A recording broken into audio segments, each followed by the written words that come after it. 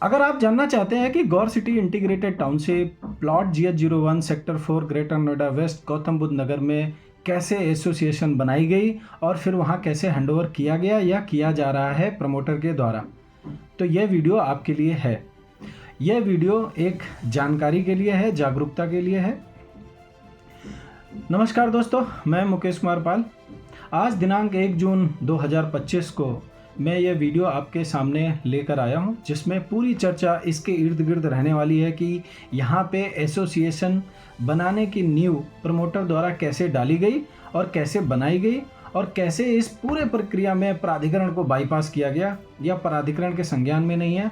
आज भी प्राधिकरण कोई भी पत्राचार किसी भी पॉकेट के संदर्भ में करता है तो वो letter promoter Gaursons hitech infrastructure private limited को ही भेजते हैं। इसका मतलब अथॉरिटी की नज़र में यहाँ कोई भी वैलिड या लेजिटिमेट एसोसिएशन नहीं है, चाहे वो किसी भी पॉकेट्स में हो। तो सबसे पहले यहाँ पे एसोसिएशन कैसे बनाई गई, तो चर्चा शुरू करते हैं। ये चर्चा पॉकेट GC4 तथाकथित, जिसका ट्रेड नेम 4th एवेन्यू है, जो कि प्रमोटर द्वारा दिया गया है। सरकारी कागजों में 4th एवेन्यू कहीं नहीं है। ये है पॉकेट GC4, जो कि प्लॉट GH01 की एक रिहायशी पॉकेट है। तो इसमें इंटीग्रेटेड टाउनशिप प्लॉट GH01 में प्रमोटर द्वारा अथॉरिटी को मिसगाइड किया गया, अथॉरिटी को इग्नोर किया गया, भ्रमित किया गया और एसोसिएशन बना दी गई। एसोसिएशन बनाने की शुरुआत कहाँ से पड़ती है, इसके लिए हमें जाना होगा 2017 या 18 में। सबसे पहला पोजीशन GC4 में दिया गया, जो कि 2014 के आसपास था, और 2014, 15 और लगभग 16 के आसपास लगभग मेजॉरिटी पॉकेट्स का पोजीशन दे दिया गया, और 16-17 के आसपास यहाँ पे ओसी कुछ पॉकेट्स में मिलती गई और आगे का कारवां चलता रहा। प्रमोटर ने, जो कि गौरसंस हाईटेक इंफ्रास्ट्रक्चर प्राइवेट लिमिटेड है, इन्होंने अलग अलग एसोसिएशन बनाने के लिए कवायद शुरू कर दी। मतलब एज पर अपार्टमेंट एक्ट एक प्लॉट में एक एसोसिएशन होनी चाहिए जो कि लेजिटमेट है। और यहाँ पूरी township Gaur city integrated township plot GH01 है, तो यानी प्लॉट GH01 कहें या गौर सिटी इंटीग्रेटेड टाउनशिप कहें, एक ही बात है। तो वहाँ एक एसोसिएशन होनी चाहिए। लेकिन प्रमोटर ने यहाँ पूरी कोशिश करी है कि हर पॉकेट में एक एक एसोसिएशन बने। तो प्लॉट के हर रिहाइश पॉकेट GC4, GC5, GC6/1 में अलग अलग एसोसिएशन बनाने के लिए आर्म ट्विस्टिंग शुरू कर दी थी। आर्म ट्विस्टिंग मतलब जो यहाँ की फैसिलिटी थी, फैसिलिटी मैनेजमेंट, जैसे कि सफाई, कूड़ा उठाना और बाकी चीज़, बिजली, पानी, ये सब व्यवस्था करना, ये सब प्रमोटर की एक sister concern IP state private limited के द्वारा किया जा रहा था। तो वो क्या करते थे, कूड़ा उठाने बंद कर देते थे। खासकर जो त्योहारों के टाइम में, जो फेस्टिवल सीजन होता था, उसमें अपनी एजेंसी द्वारा कह देते थे किसी भी फ्लैट के बाहर से कूड़ा नहीं उठाने दिया जाएगा। या कभी कभी मेंटेनेंस सर्विस बढ़ा देते थे, मेंटेनेंस का पैसा बढ़ा देते थे, जबकि 1 रुपये का हिसाब उन्होंने दिया नहीं था कि क्यों बढ़ाने जा रहे हैं, क्या कारण है, कितना कलेक्शन हो रहा है, कितना खर्च हो रहा है, किस किस मद में हो रहा है। तो मेरे को लगता नहीं कि निवासी इसका विरोध करते हैं। निवासी भी चाहते थे कि एसोसिएशन बने, लेकिन प्रमोटर चाहते थे कि जो एसोसिएशन बने वो उनके हिसाब से बने जैसे वो बनाना चाहते हैं, और निवासी चाहते थे कि एसोसिएशन बनाने के लिए इसमें प्राधिकरण को शामिल किया जाए, क्योंकि ट्राई पार्टी एग्रीमेंट है और ये सारा काम प्राधिकरण की देख रेख में हो। प्राधिकरण की देख रेख में इसलिए हो क्योंकि जिस जगह का एसोसिएशन बनाने जा रहे हैं, क्या प्राधिकरण ने उसी का OC दिया है, ऑक्यूपेंसी सर्टिफिकेट दिया है। इसलिए दूसरा, यूपी अपार्टमेंट एक्ट के तहत जो प्रोविज़न है उसके तहत एसोसिएशन बनाई जाए, ऐसा निवासियों का था। तो लिहाजा इसमें कॉन्फ्लिक्ट होता गया और प्रमोटर अपने इशारे पे एसोसिएशन बनाने के लिए कुछ जो उनके सिंपथाइजर्स थे उनको अपने साथ लेकर इसको काम को आगे बढ़ाया। तो ये 2017-18 से इन्होंने ये कवायद शुरू कर दी थी। सभी निवासी एसोसिएशन बनाना चाहते थे, लेकिन उनकी डिमांड थी कि पहले डॉक्यूमेंट्स तो दे दीजिए, जहाँ का बनाने जा रहे हैं, किस किस विभाग ने कौन कौन सी NOC दिए हैं, उनसे ही वो पता कर लिया जाए कि जो चीज़ें आपने NOC देते समय दी थी और आज के हालात में इनको चेक कर लिया जाए। अगर कुछ खामियां हैं तो प्रमोटर वो पूरी कर दें और फिर हम आगे बढ़ते हैं एसोसिएशन के लिए। यही सब भी उसमें थी।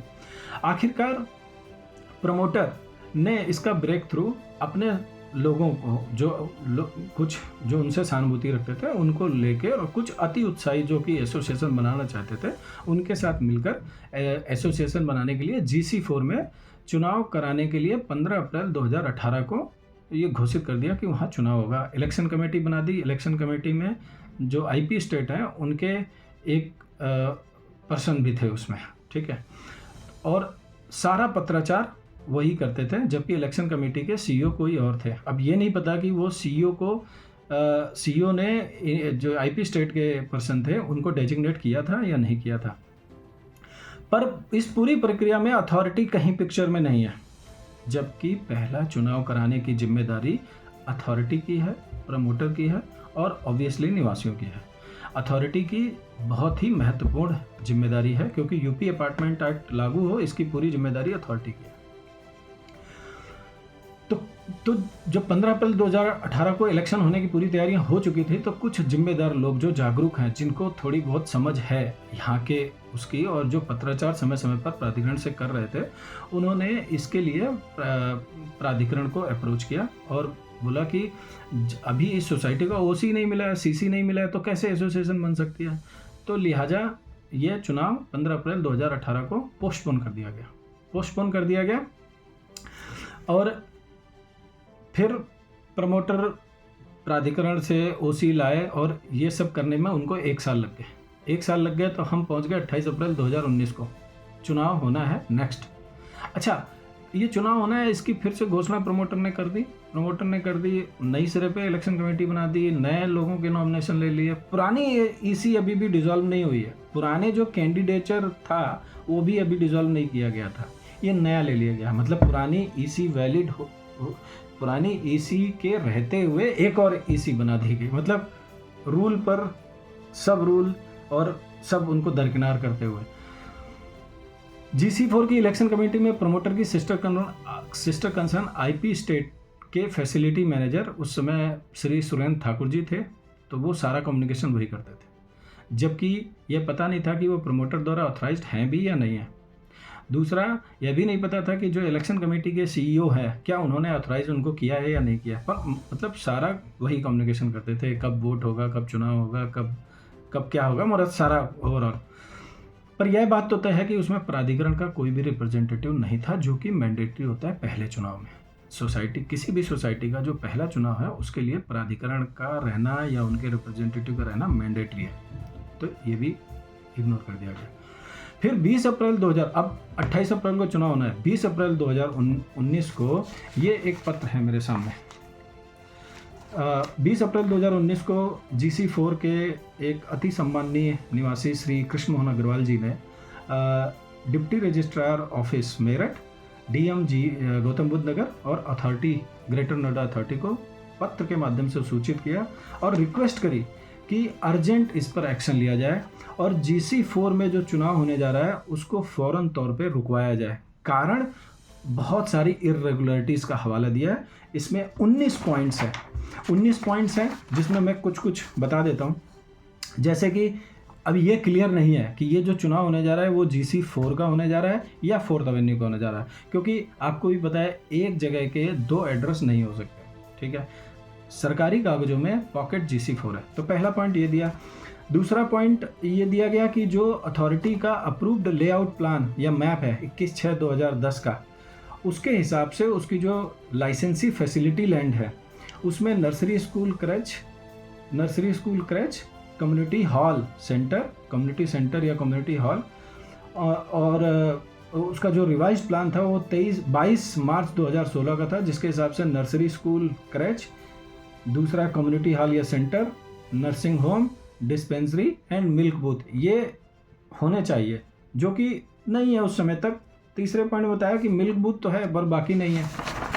तो देखिए GC4 में 7000 वर्ग मीटर की लाइसेंसी फैसिलिटी लैंड है, जिसमें कम्युनिटी सेंटर, कम्युनिटी हॉल बनना था, जो कि बहुत ज़रूरी है क्योंकि यहाँ कुछ फंक्शन करने, कार्यक्रम करने तो कुछ जगह ही नहीं है, तो वो गायब है। चौथा पॉइंट दिया गया कि 4th एवेन्यू नाम की कोई जगह इसमें नहीं है और चुनाव 4th एवेन्यू का होने जा रहा है। इलेक्शन कमेटी 4th एवेन्यू बनी है, वोटर का पता नहीं। और ये बोला गया कि जो सबलीज डीड है, मतलब ट्राई पार्टी एग्रीमेंट है, तो अथॉरिटी का होना जरूरी है, अथॉरिटी का प्रेजेंस है नहीं। एओ का चुनाव अथॉरिटी के सुपरविजन में होना चाहिए। सुरेंद्र ठाकुर जी इलेक्शन कमेटी के मेंबर हैं, वो फैसिलिटी मैनेजर हैं, वो सब कुछ कर रहे हैं। उनका Gaursons hitech infrastructure private limited से क्या रिलेशन है, कुछ पता नहीं। क्या Gaursons hitech infrastructure private limited promoter ने उनको ऑथराइज किया है इलेक्शन कराने के लिए, उसका भी कुछ पता नहीं है। और उसी समय वहाँ पे जनरल इलेक्शन भी हो रहे थे इंडिया में, ठीक है। तो ये बोला गया कि ये दोनों कोड ऑफ कंडक्ट में आते हैं कि नहीं। और 2018 का जो चुनाव था वो पोस्टपोन कर दिया गया था 15 अप्रैल 2018 को, नॉन अवेलेबिलिटी ऑफ ओसी, तो वो पोस्टपोन किया गया था ओसीसीसी के। फिर उसके बाद नई ईसी बना दी गई। ऐसे करके बहुत सारे इन्होंने पॉइंट लिखे हैं, ठीक है। इंटीग्रेटेड टाउनशिप है, तो इसमें गौ सिटी और इसमें कुछ इंडिविजुअल सोसाइटी में, जब इंटीग्रेटेड टाउनशिप है एक प्लॉट में एक एसोसिएशन होना चाहिए, इंडिविजुअल में कैसे करा रहे हैं। और उसके बाद मंथली मेंटेनेंस चार्ज दिया जा रहा है, उसमें ये सब फैसिलिटीज़ हैं, ये सारी कुछ है, इनका कुछ अता पता नहीं है, ठीक है। ये सब इनका संज्ञान लिया जाए और इन इरेगुलरिटीज़ के रहते चुनाव न कराया जाए, ठीक है। इस लेटर, जब ये लेटर गया तो पहले इसमें 2018-19 के दौरान समय समय पर प्राधिकरण में जाते रहे हैं लोग। तो मतलब ये लेटर के पहले भी समय समय पर जिस गौर सिटी 2 से कई जो जागरूक लोग थे वो अथॉरिटी के पास जाते रहते, ये सब समस्याएं बताते रहते थे कि चुनाव हो तो आपकी देखरेख में हो। तो इन्होंने अथॉरिटी ने एक रिप्रेजेंटेटिव श्री खजान सिंह जी को रिप्रेजेंटेटिव बनाया, जो कि ये चुनाव के संदर्भ में यहाँ पे सब कुछ देखने वाले थे। तो 23 अप्रैल को जो लेटर 23 अप्रैल का जो लेटर अग्रवाल जी ने भेजा था, 23 अप्रैल को प्राधिकरण के प्लानिंग डिपार्टमेंट ने उसका संज्ञान ले लिया। इस लेटर को, जो ये लेटर भेजा गया था, ये अथॉरिटी ने इसका संज्ञान ले लिया, ठीक है। और जब संज्ञान ले लिया तो उन्होंने जो अपने रिप्रेजेंटेटिव थे श्री खजान सिंह जी, श्री खजान सिंह जी जो वरिष्ठ प्रबंधक हैं, ठीक है, तो उन्होंने उसका संज्ञान लिया और अपने ही विभाग के प्लानिंग डिपार्टमेंट को इनके जो महत्वपूर्ण बिंदु थे, देखिए मैं बता देता हूँ, 2, 3, 4 और 14 इस लेटर का 2, 3, 4, 14 का संज्ञान लेने के लिए 2, 3, 4, 14 मतलब दो में ये था कि लाइसेंसी फैसिलिटी लैंड में क्या क्या होना चाहिए वो नहीं है, जैसे कि nursery school क्रैच, community hall centre, nursing home, dispensary, milk booth, ये सब नहीं है। ये पॉइंट नंबर 2 था। तीसरा में था कि जो मिल्क बूथ और नर्सरी कम डिस्पेंसरी ये सब बनना था, ये अभी तक इसका काम भी शुरू नहीं हुआ है। 4 में था कि 4th एवेन्यू नाम की कोई चीज़ नहीं है अप्रूव प्लान में, और 14 में था कि जो सीसी है वो अभी तक नहीं मिली है। तो इसके लिए श्री खजान सिंह जी ने अथॉरिटी के प्लानिंग डिपार्टमेंट को एक पत्र लिखा, ठीक है, कि आप इनका संज्ञान ले लीजिए। उसके बाद ये जब पत्र लिखा तो फिर ये श्री खजान सिंह जी ने, जो कि रिप्रेजेंटेटिव थे अथॉरिटी के, तो इन्होंने प्रमोटर को एक लेटर भेजा जिसमें कृष्ण मोहन अग्रवाल जी के लेटर का रेफरेंस है कि 20/4 को जो लेटर आया है उसमें जो 28 अप्रैल को चुनाव होना है इसको आप स्थगित कर दीजिए, क्योंकि ये विभिन्न तरीके की आपत्तियां, जब तक इसका निराकरण प्लानिंग डिपार्टमेंट से नहीं हो जाता इस चुनाव को निरस्त कर दीजिए। तो ये 24 अप्रैल 2019 का लेटर है, खजान सिंह का लेटर है, जो कि उन्होंने प्रमोटर को भेजा था। इसके बाद बहुत इंटरेस्टिंग है, ये एक लेटर है जो कि रविंद्र कुमार जी हैं, Shri Ravindra Kumar ji, advocate supreme court of India. तो ये प्रमोटर मतलब प्राधिकरण GNIDA के ACEO को लेटर भेजते हैं। इसी लेटर के संज्ञान में जिसमें उन्होंने ये लेटर 4 मई 2019 को है, जो लेटर इन्होंने दिया है। दोस्तों ये लेटर मिसलीडिंग है, भ्रामक है, तथ्यों से परे है। इस लेटर को जब मैं ये हिंदी में रूपांतरण करके बताऊंगा तो देखो कैसे मिसगाइड किया गया इसमें अथॉरिटी को, ठीक है। अच्छा, अथॉरिटी को मिसगाइड किया गया, अथॉरिटी मिसगाइड होना चाहे तो क्या ही कर सकते हैं ठीक है। तो इसमें इन्होंने बताया कि हाँ, इसमें इन्होंने बताया है कि जो लेटर 20 अप्रैल को अग्रवाल जी द्वारा भेजा गया था वो डिप्टी रजिस्ट्रार को भेजा गया है। प्राधिकरण का इसमें कोई ज्यूरिडिक्शन नहीं है, ठीक है। और जो प्रेयर करी गई है वो इलेक्शन को रुकवाने की गई है और वो डिप्टी रजिस्ट्रार को की गई है, जो कि डिप्टी रजिस्ट्रार अगर ज़रूरी समझें तो वो कार्रवाई करें। GNIDA का इसमें कोई अधिकार क्षेत्र नहीं है। GNIDA डिप्टी रजिस्ट्रार अगर चाहें तो वो GNIDA से कमेंट कर सकते हैं। अच्छा, इसमें GNIDA ने अपने हिसाब से उन्होंने उसमें कार्रवाई कर दी थी, ठीक है। फिर उन्होंने बोला कि ये जो पेज नंबर 1, 2, 3 है जो लेटर में है उसमें अच्छा, दूसरी चीज़ उन्होंने बताया कि वैसे भी जो 28 अप्रैल की है, क्योंकि ये लेटर 4 मई को लिख रहे हैं कि जो 28 अप्रैल को चुनाव होना था वो डेट तो वैसे भी निकल चुकी है, तो अब तो अथॉरिटी को इसमें कुछ करने की ज़रूरत भी नहीं है, ठीक है। ट्रस्ट और तो इसमें अब अथॉरिटी को कोई कार्रवाई करने की ज़रूरत नहीं है, ठीक है ये हो गया। जबकि पहला इलेक्शन कराने की जिम्मेदारी अथॉरिटी की है, वो इसलिए क्योंकि वो OC/CC ये सब देते हैं तो वो सुनिश्चित करते हैं और ट्राई पार्टी एग्रीमेंट है। पहला इलेक्शन कराने के लिए डिप्टी रजिस्ट्रार का कोई रोल नहीं है, इसमें एडवोकेट साहब जस्ट उल्टा बता रहे हैं। दूसरा इलेक्शन में प्राधिकरण का कोई रोल नहीं होता, उसमें डिप्टी रजिस्ट्रार का रोल होता है, ये है सच्चाई। अब इस लेटर जो वकील साहब का लेटर है, इसके बाद दिनांक 15 मई को खजान सिंह जो वरिष्ठ प्रबंधक है अथॉरिटी से, वो प्रमोटर को लेटर भेजते हैं। उसी लेटर जो वकील साहब के लेटर का संज्ञान देके कृष्ण मोहन अग्रवाल जी के लेटर जो 20 अप्रैल का था और जो वकील साहब का लेटर है 4 मई का, इसके हिसाब से बताया कि भैया ये तो डिप्टी रजिस्ट्रार मेरठ से संबंधित है, हमको तो इसमें कुछ करना ही नहीं है, तो हमारे स्तर पर इसमें कोई कार्रवाई अपेक्षित नहीं है और जो भी आपको कार्रवाई करनी है AO के चुनाव के संबंध में वो आप कर सकते हो। रास्ता क्लियर कर दिया इन्होंने। तो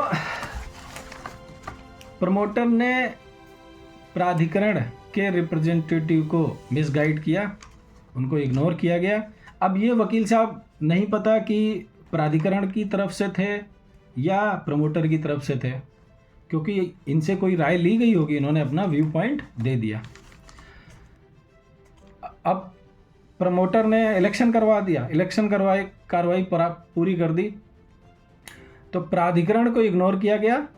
प्लॉट GH01 जिसका कुल क्षेत्रफल, प्लॉट GH01 जो कि गौर सिटी इंटीग्रेटेड टाउनशिप है, उसका कुल क्षेत्रफल लगभग 5,03,216 वर्ग मीटर है। मोटे तौर पर 5 लाख वर्ग मीटर मान लीजिए आप, ठीक है।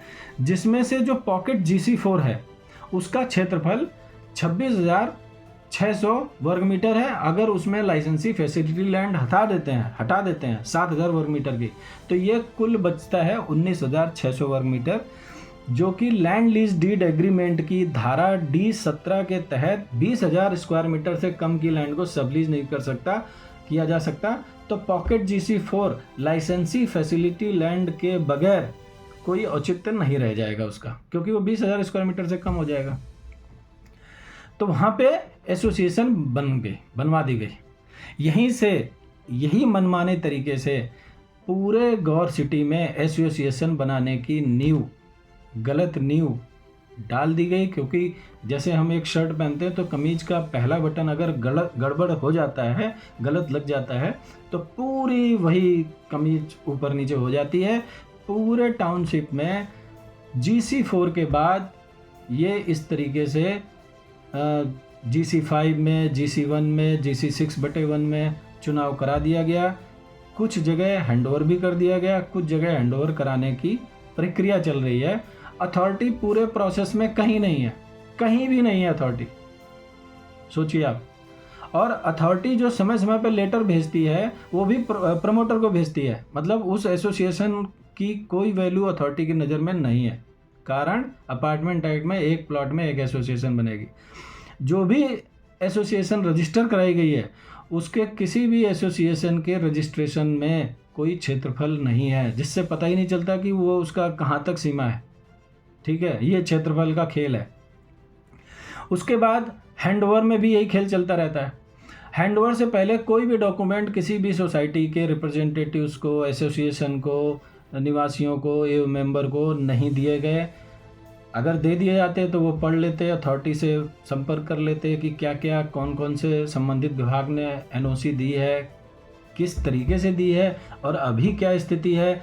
वो एनओसी को दोबारा चैलेंज करते उस विभाग से कि जैसा आपने दिया था वैसा ही ये सब अभी है या नहीं है। या एक जैसे हम लोग किसी कंपनी में कोई प्रोजेक्ट करते हैं तो पीओसी बना देते हैं, एक डमी सा, वो बना के एनओसी ले ली गई है। प्रमोटर ने GC4 के कुछ निवासियों के साथ मिलकर पहली एसोसिएशन के बाद दूसरी एसोसिएशन बना ली और फिर उनको हैंडओवर भी कर दिया गया। अब भोले वाले लोगों को पता ही नहीं था कि भाई क्या लेना है, हैंडओवर का मतलब क्या है। अपार्टमेंट एक्ट में हैंडओवर को कैसे डिफाइन किया गया है। ठीक है, हैंडओवर मतलब क्या, लाइसेंसी फैसिलिटी लैंड के बगैर हैंडओवर ले सकते हैं क्या? लाइसेंसी फैसिलिटी लैंड को हमें छोड़ने का भी अधिकार नहीं है। ठीक है, वो उसका एक इंटीग्रल पार्ट है।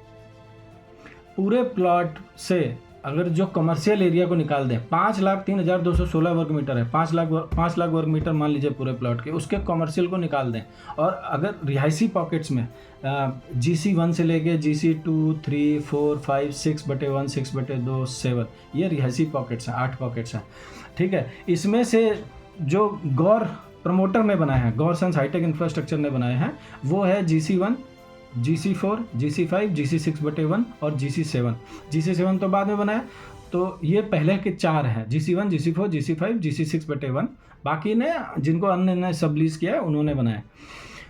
तो ये लोग पहले दिन से टाउनशिप मेंटेनेंस दे रहे हैं। GC1, GC4, GC5, GC6/1 पहले दिन से, यानी कि जब 2014-15 से पोजीशन हुआ था तब से गौर सिटी टाउनशिप मेंटेनेंस दे रहे हैं। जो कि मेंटेनेंस, जो अग्रिम मेंटेनेंस हर महीने की एडवांस मेंटेनेंस दी जाती है, उसमें से 15% टाउनशिप मेंटेनेंस को जाता है, TMC, वो 15% दे रहे हैं। फिर GC7 बना, GC7 दे रहा है। मतलब पूरे प्लॉट में सिर्फ यही लोग टाउनशिप मेंटेनेंस दे रहे हैं। तो अगर पूरा क्षेत्रफल 5,03,216 वर्ग मीटर है, उसमें से GC7 बाद में बनाए, तो अब अगर उसका एरिया भी हटा दें तो GC1, GC4, GC5 और GC6/1, तो इनका कुल क्षेत्रफल 1,36,519 वर्ग मीटर होता है।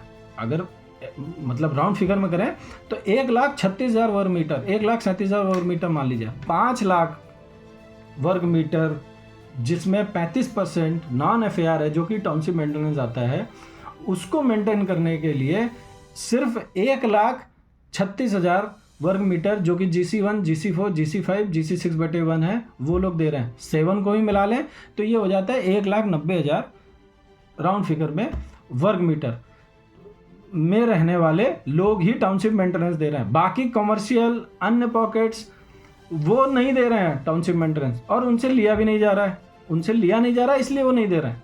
ठीक है, यानी ये सब नहीं दे रहे हैं, और इतने लोगों द्वारा दिया गया टाउनशिप मेंटेनेंस, और एंजॉय सारे लोग कर रहे हैं। कॉमर्शियल, सिटी प्लाजा, बाकी के पॉकेट्स, और Gaur city mall, city centre, north जो गैलेक्सी मार्केट GC1 के पास है, जो साया की मार्केट, ये सब लोग एंजॉय कर रहे हैं टाउनशिप में, पर मेंटेनेंस नहीं दे रहे हैं या लिया नहीं जा रहा। अच्छा, इसमें भी एक कैच है। टाउनशिप मेंटेनेंस उसी जगह का ले सकते हैं जिसका OC दिया गया, यानी कि OC से सीधा संबंध है मेंटेनेंस का। 35% नॉन FAR जो एरिया है उसी का ही टाउनशिप मेंटेनेंस लिया जाता है। टाउनशिप मेंटेनेंस कॉस्ट है, और आज तक टाउनशिप मेंटेनेंस उस 35% में कंस्ट्रक्शन चल रहा है, तो मेंटेनेंस लिया जाना था, ना कि कंस्ट्रक्शन। तो वो टाउनशिप कंस्ट्रक्शन कॉस्ट लिया जा रहा है, इसका मतलब। दूसरा,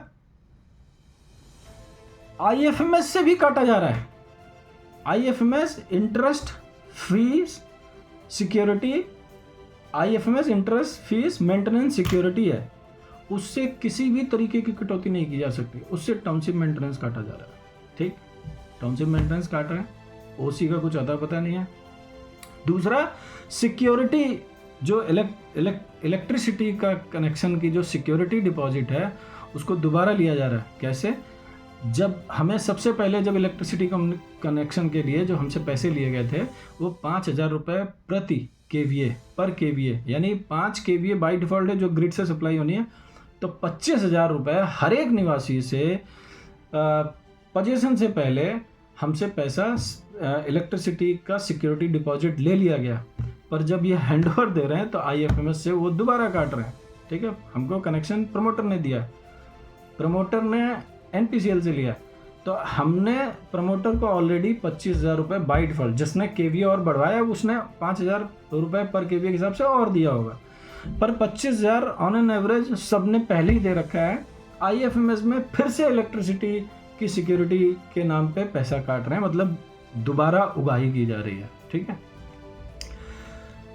अच्छा अब क्या है ये देखिए कि कैसे इसमें प्राधिकरण पिक्चर में नहीं है। तो अब क्या हुआ, ये एक लेटर है, ये बेसिकली क्या है, ये प्राधिकरण की तरफ से प्रमोटर को प्राधिकरण के सीवर डिपार्टमेंट से पॉकेट GC4 को सीवेज शोधन संयंत्र अक्रियाशील, मतलब जो STP है वहाँ फंक्शनल नहीं है, उसको उसकी वजह से पेनल्टी लगाई गई है और 5 लाख रुपए की पेनल्टी लगाएगी। और इसको बोला गया है, इन्होंने अकाउंट नंबर वगैरह ये दिया हुआ है राष्ट्रीय हरित अधिकरण यानी NGT को, माननीय राष्ट्रीय हरित अधिकरण के खाता संख्या में वो खाता संख्या दिया हुआ है। 5 लाख रुपए पेनल्टी, GC4 STP वहाँ क्रियान्वित नहीं है, फंक्शनल नहीं है, एक्शन में नहीं है, उसके लिए पेनल्टी दीजिए NGT को। प्राधिकरण ने प्रमोटर को लेटर भेजा, एसोसिएशन को नहीं, क्योंकि प्राधिकरण तो एक्नॉलेज ही नहीं कर रहा ना एसोसिएशन को। अब प्रमोटर ने ये GC4 के एसोसिएशन को ये पेनल्टी भेजी होगी। देखिए ये लेटर है 19 मई 2025 का। ठीक है, वरिष्ठ प्रबंधक सीवर श्री विनोद कुमार जी का ये लेटर है जो कि प्रमोटर ने भेजा है। दूसरा, पूर्व में देखा गया है कि जब प्रमोटर ये हैंडओवर कराने के लिए GC4, GC1 और GC5 में खूब ज़बरदस्ती तरीके से हैंडओवर देना चाह रहे थे, ज़बरदस्ती तरीके से। तो उसमें क्या था कि ये रेरा पहुंच गए, प्रमोटर रेरा पहुंच गए, सभी को ध्यान होगा, ये रेरा पहुंच गए और रेरा से शिकायत करी गई कि ये लोग हैंडओवर नहीं ले रहे। ठीक है, अब देखिए इसमें रेरा का कोई काम ही नहीं है। तो जो जागरूक लोग थे उन्होंने बोला, जो हमारे ही निवासी से जैसे श्री रंजीत सिंह जी, श्री कृष्ण मोहन अग्रवाल जी, इन लोगों ने पूरा स्टडी किया और उन्होंने बताया कि भाई इसमें तो रेरा का कोई केस नहीं बनता है, क्योंकि रेरा इसमें कंसर्न पार्टी नहीं है इसको वो करने के लिए, उसके ज्यूरिडिक्शन में नहीं आता है, ये आता है प्राधिकरण के ज्यूरिडिक्शन में, प्राधिकरण कराएगा हैंडओवर। ठीक है, तो प्रमोटर को रेरा से अपना केस वापस लेना पड़ा, नहीं तो लोगों को यहाँ भ्रमित किया जा रहा था, अब रेरा में केस चला गया तुरंत हैंडओवर ले लो। ठीक है, तो और प्राधिकरण की जब उसमें है ही नहीं तो प्रमोटर प्राधिकरण के पास गया ही नहीं, रेरा के पास चला गया, रेरा से कह रहा हैंडओवर कराने। जब एसोसिएशन बनानी है तो डिप्टी रजिस्ट्रार के पास चले गए कि एसोसिएशन बनवा दो, जबकि प्राधिकरण को बनवानी है। दूसरी एसोसिएशन जब एक बार बनने के बाद जब दूसरी बनेगी वो डिप्टी रजिस्ट्रार साहब बनवाते हैं। तो देखिए किस तरीके से खेल करा गया। और इसी वजह से plot GH01 sector 4 greater Noida West में कोई भी एसोसिएशन लेजिटिमेट नहीं है, ऐसा प्रतीत होता है, क्योंकि प्राधिकरण के जो पत्राचार होते हैं वो सीधे प्रमोटर के पास जा रहे हैं। तो मेरा सभी से निवेदन है कि कृपया जागरूक रहें, सचेत रहें और सोच समझकर ही निर्णय लें। जहां हैंडओवर हो चुका है वो अपना फिर से देखें, जहां नहीं हुआ है वो उन सोसाइटी से सीख लें कि जहां हो चुका है वहां पे क्या हुआ। मतलब कम से कम 2 से 3 साल हो गए और अभी तक जो उन्होंने कमिट किया था वो नहीं हुआ है। ठीक है, आशा करता हूँ आप सभी लोग जागरूक होंगे। धन्यवाद।